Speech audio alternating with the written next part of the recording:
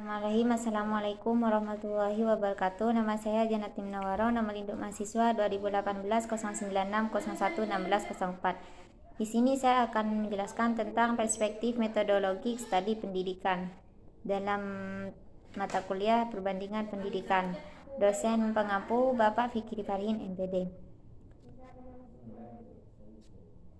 Yaitu yang pertama, suatu pengetahuan dapat disebut ilmiah atau menjadi suatu disiplin ilmu apabila memenuhi beberapa persyaratan. Syarat disiplin ilmu adalah apabila ia memiliki objek studi, memiliki kekhasan metodologik dan pengetahuan yang diperoleh dari hasil studi dengan kekhasan metodologik tersebut kemudian disusun secara sistematis dengan mengandalkan objektivitas. Setiap disiplin memiliki kekhasan metodologik yang membedakan satu disiplin ilmu dengan disiplin ilmu lain. Metode adalah cara, sedangkan metodologi adalah kajian konsep teoritik tentang aneka macam metode beserta kelebihan dan kelemahannya.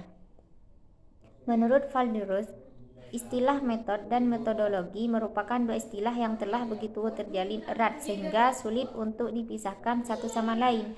Namun dalam pemahaman kita perlu dapat membedakannya. Sebagaimana dinyatakan oleh pendapat John Dewey dalam bukunya, bahwa pada umumnya aneka macam disiplin ilmu menganut metode ilmiah yang memuat langkah-langkah sebagai berikut, yaitu yang pertama, merasa ada masalah, perumusan hipotesis, pengumpulan data sebagai bukti hipotesis, penyimpulan hasil yang terpercaya, penggalian nilai-nilai umum dari kesimpulan. Metode ilmiah sebagaimana diuraikan langkah-langkahnya adalah dimaksud sebagai cara-cara untuk memperoleh pengetahuan ilmiah. Perbedaan penyelenggaraan pendidikan sebagaimana dikemukakan Dito Hadi Susanto, Suryati Sidarto, dan Dwi Siswoyo mencakup 5 pokok. Yang pertama, pemerataan pendidikan, dan yang kedua, daya tampung pendidikan, yang ketiga, relevansi pendidikan, yang keempat, kualitas pendidikan, dan yang kelima, efisiensi dan efektivitas.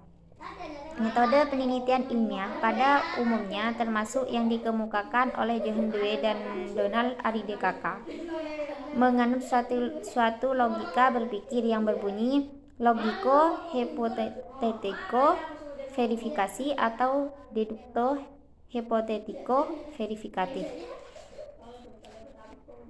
Menurut Judun Susia Sumatri, dalam rangka menemukan keberanian ilmiah yang dapat dipertanggungjawabkan perlu metode ilmiah yang berdasarkan pada 3 hal, yaitu penyusunan kerangka berpikir berdasarkan logika deduktif, pengajuan hipotesis sebagai kesimpulan dari kerangka berpikir, verifikasi terhadap hipotesis.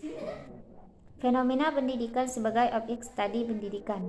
Keberadaan pendidikan merupakan khas yang hanya ada pada dunia manusia dan sepenuhnya ditentukan oleh manusia. Tanpa manusia, pendidikan tidak akan pernah ada.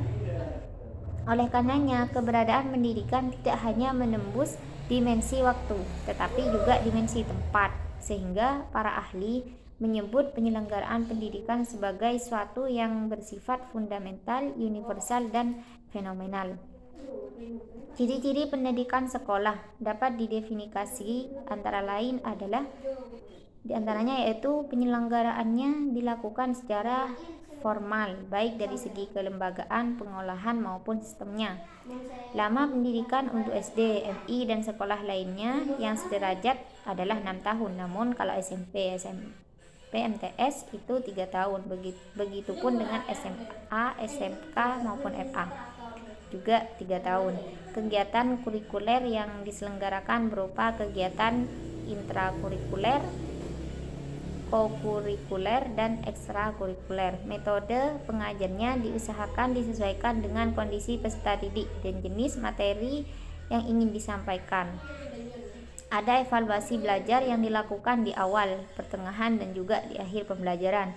Pembiayaan ditanggung oleh pemerintah, orang tua, dan masyarakat.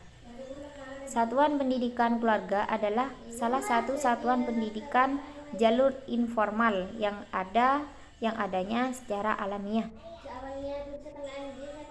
Jenjang pendidikan adalah tahapan pendidikan yang ditetapkan berdasarkan tingkat perkembangan peserta didik, tujuan yang akan dicapai, dan kemampuan yang akan dikembangkan. Ketiga, jenis pendidikan formal, non-formal, dan informal.